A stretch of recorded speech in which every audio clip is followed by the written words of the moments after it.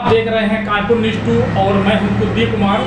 मैं आज जो है ये आपका भोगनीपुर तहसील क्षेत्र के अंतर्गत जो है नोनापुर गांव है, यहाँ पे जो है राजकीय आयुर्वेद जो है जो हॉस्पिटल है, यहाँ पे आया हूँ। मेरे साथ में जो है डॉक्टर विनय जी हैं और इनसे जानते हैं डायबिटीज़ के बारे में। आज विशेष चर्चा करते हैं आखिर में ये क्यों होती है, इसका क्या उपाय होता है, इसको कैसे ठीक किया जा सकता है। तो सबसे पहले नमस्कार, मेरे चैनल में जो है डॉक्टर साहब जो है सर थोड़ा परिचय दें अपना जो है। मैं डॉक्टर विनय किशोर राजकीय आयुर्वेदिक चिकित्सालय नौनापुर में चिकित्सा अधिकारी के पद पर कार्यरत हूँ जी।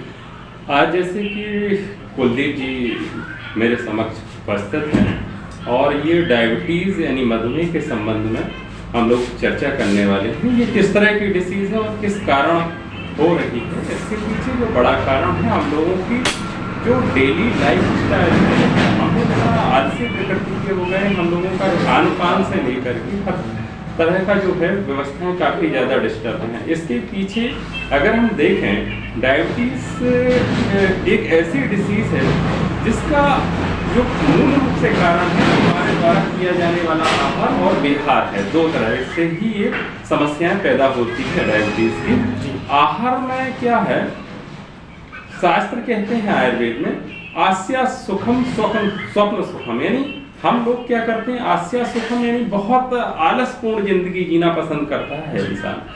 जनरली पूरे दिन खा पी करके पड़े रहना है। दिन में सोना भी बहुत ज़्यादा खतरनाक होता है। दिन में सोने से भी कफ की प्रकृति बढ़ती है, कफ बढ़ता है। आमतौर पे कहते हैं बात पित्त कफ शरीर के तीन ही आधार स्तंभ हैं। अब उन आधार स्तंभ में इनमें से अगर कफ वर्धक चीज़ों का ही लगातार प्रयोग किया जाए, चाहे आप ये मान लीजिए अधिक मात्रा में दूध का प्रयोग करना, जंगल मांस की जगह जल में रहने वाले ही जीव जंतुओं का मांस लोग खाना ज़्यादा पसंद करते हैं, तो एक बड़ा कारण ये होता है। दूसरा, नए अन्न का पान। नया जो अन्न आता है, जैसे अभी जो आएगा धान आएगा या जो भी नया अन्न आता है, उस अन्न का जब हम नियमित प्रयोग करते हैं और बढ़ाते जाते हैं तो ये समस्या लाता है। डायबिटीज़ के पीछे एक बहुत बड़ा कारण है। दूसरा जो है हमारी जीवन शैली में क्या है, आज लोग मेहनत करना पसंद ही नहीं करते हैं, खाया पिया पूरे दिन पड़े रहते हैं। बिल्कुल, ये बहुत बड़ा कारण है डायबिटीज़ के पीछे।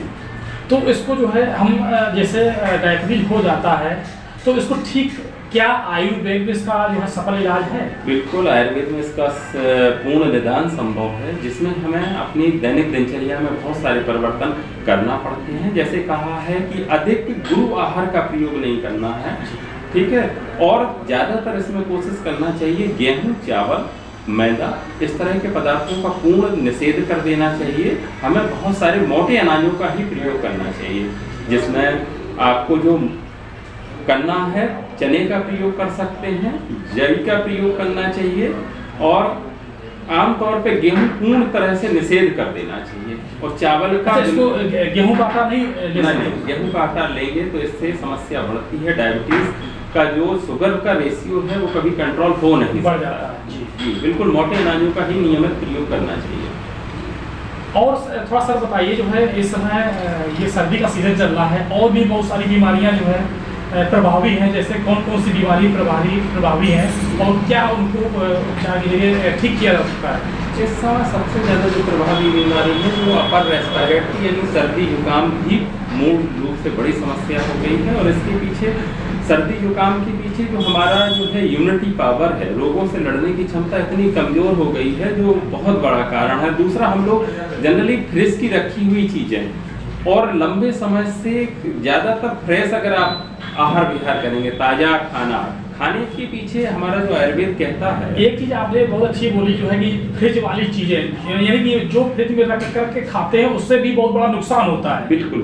सबसे बड़ी समस्या क्या है कि आयुर्वेद कहता है कि हमें खाना बनने के बाद एटलीस्ट कम से कम 1.5 घंटे के बाद खाना नहीं खाना है। जो भी खाना खाना है पकाइए और हल्की खाइए, लगभग 1-1.5 घंटे के अंदर उस खाने को पूरी तरह से कंज्यूम कर लेना चाहिए।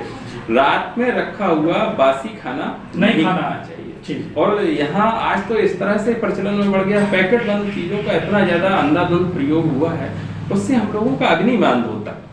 और अग्निमांद होता है तो संपूर्ण बीमारियां अग्निमांद के कारण ही होती हैं। जी, तो इससे बचाव के क्या जो है उपाय करें? जी देखिए, सबसे ज़्यादा हमें अग्नि पर वर्क करना है। तो अग्नि हमारे कैसे फास्ट होगी, तो उसके लिए हमें अग्निवर्धक आहार विहार, ताज़ा खाना ही सबसे बड़ा उसमें सहयोग प्रदान करता है। अगर आप फ्रेश खाना खाते हैं तो आपकी अग्निमांद नहीं होगी। और आमतौर पर तो आज इतना ज़्यादा प्रयोग जो कोल्ड ड्रिंक का हुआ है, फ्रिज की रखा हुआ पानी ही लोग लेते हैं। प्रकृति ने हमें जो भी चीज़ प्रदत्त की है, हमें उस जो संसाधन में, जैसे हमें प्रकृति ने ताज़ा पानी देते हैं दिया हुआ है, हमें उसी पानी का प्रयोग करना चाहिए। लेकिन आदमी इतना फ्रिज का पानी लगा कर पीते हैं जी, कोल्ड ड्रिंक पी रहे हैं, फ्रिज का पानी लगा कर पी रहे हैं, बहुत बड़ी समस्याएं आज क्रिएट हो रही हैं।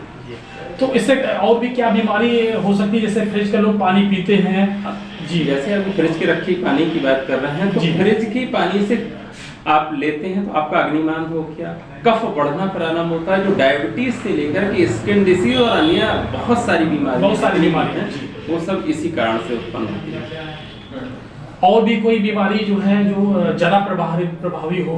सबसे ज्यादा इस समय उदर रोगों की बहुत बड़ी समस्या है। एसिडिटी एक बहुत बड़ी समस्या उभर के सामने आ रही है। उसमें भी हम लोगों का खान पान है वो बहुत ज़्यादा डिस्टर्ब है। हम लोग ज़्यादातर पित्तवर्धक आहार विहार का ही प्रयोग करते हैं।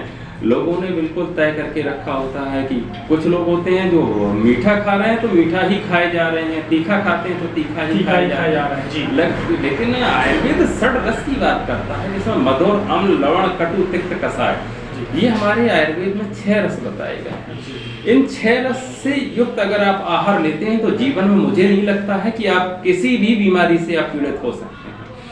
और एक बहुत बड़ी एक विडंबना है कि सिर्फ आयुर्वेद को लोग चूर्ण चटनी तक ही सीमित करके मानते हैं कि ये कोई चिकित्सा है। ये तो एक ऐसी चिकित्सा है जिसमें चूर्ण और चटनी समझ में नहीं आता है लोगों को, जबकि ये एक ऐसा साइंटिफिक चिकित्सा पद्धति है जो आज से 5000 वर्ष पूर्व इसके ग्रंथों की रचना की गई। उनके जो मूल जो ग्रंथ हैं, उसके जो बेसिक सिद्धांत हैं जो 5000 साल पहले लिखे गए, उन सिद्धांतों को अगर आप देखेंगे, उनको अगर आप फॉलो करते हैं, तो मुझे नहीं लगता है सृष्टि की कोई भी बीमारी है वो आपके शरीर में रुक सकती है। क्योंकि आयुर्वेद में एक और बहुत अच्छी चीज है, वो कहता है संक्षेपता क्रिया योगो निदानस्य प्रवर्जनम, यानी कि कोई भी बीमारी है उसके अगर पॉजिटिव फैक्टर पे काम कर लिया जाए, यानी कि अमुक बीमारी इस कारण से हो रही है, इस बीमारी के ये कारण हैं, इसमें ये चीजों को आप बंद कर दीजिए, ये आप दैनिक दिनचर्या का पालन करिए, तो मुझे लगता है संपूर्ण बीमारी का आपका समाधान हो जाएगा। अगर आप इस फॉलोअप में, आयुर्वेद के फॉलोअप में आकर के बीमारी का आप चिकित्सा करवाते हैं। और भी कोई बीमारी ऐसी है जो आप एलोपैथी में लाइलाज हो और इस पद्धति में, यानी जो है जो अपना आयुर्वेद पद्धति में इसका इलाज संभव, कुछ ऐसा है क्या? देखिए, मैं यहाँ पे आपको बताना चाहूँगा कि ऐसी बहुत सारी, आज के समय में तो बहुत सारी समस्याएं ऐसी हो गई हैं, जिसमें आप एक बहुत बड़ी समस्या आप देख रहे हैं। आम बात रिमेटिक आर्थराइटिस की बात करते हैं, तो रिमेटिक आर्थराइटिस आमतौर पे इसमें नए वर्ड आए हैं। एक वर्ड आता है स्टेल डिसीज हो गया, रिमेटिक आर्थराइटिस हो गया। अब इस बीमारी का अगर आप पॉजिटिव फैक्टर देखना चाहेंगे तो आपको एलोपैथी में बहुत बड़ा कुछ कारण समझ में नहीं आएगा। और एलोपैथी के जो बेसिक सिद्धांत हैं उनमें तो किसी भी अगर बीमारी का कोई कारण समझ में नहीं आता है तो उसको as a lifestyle disease डालते हैं। लेकिन आयुर्वेद ऐसा नहीं है कि वो हर बीमारी का आपको एक स्पष्ट कारण देगा। और ज्यादातर आयुर्वेद में जितनी भी बीमारियां हैं उसके पीछे आपको एक बड़ा कारण है, वो अग्निमांद है। और अग्निमांद के कारण ही सारी बीमारियां होती हैं। अगर उस अग्नि पर आप वर्क करते हैं और उनका जो आयुर्वेद के सिद्धांत हैं उनका पालन करते हैं, तो मुझे लगता है कि हर बीमारी का समाधान है। और इस रिमेटिक आर्थराइटिस का भी बहुत अच्छा समाधान आयुर्वेद से संभव है। बहुत बहुत धन्यवाद जो है।